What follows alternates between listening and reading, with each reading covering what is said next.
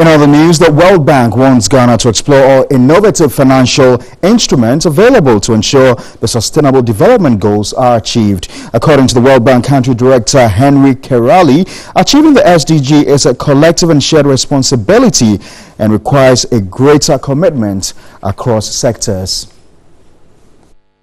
The Sustainable Development Goals, SDGs, have become the primary global framework for development, supported by every country and embraced by all progressive governments, industries, organizations, and businesses. Since its adoption in 2015, funding and financing of the 2030 Agenda remains critical. At the Made in Ghana Finance Week in Accra, participants examined innovative financing means through which the SDGs could be achieved. These include blended finance, development impact bonds, trust bonds, guarantee, and impact investment. Traditional funding mechanisms is not sufficient to achieve the SDGs, and therefore we need to think outside the box and look at what are the alternative options.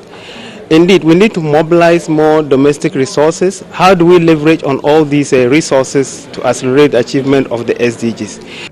Advisor to the President of Ghana on SDGs, Dr. Eugene Owusu, said even though foreign direct investment to developing countries has increased, there are no signs that official development assistance will meet the demand of the SDGs.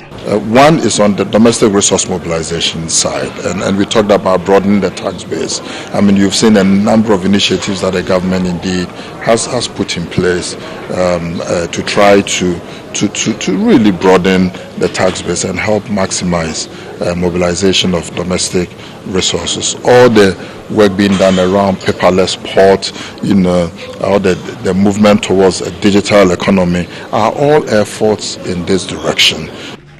The World Bank Country Director, Henry Kerali, called for a more vibrant capital market to ensure the achievement of the SDGs.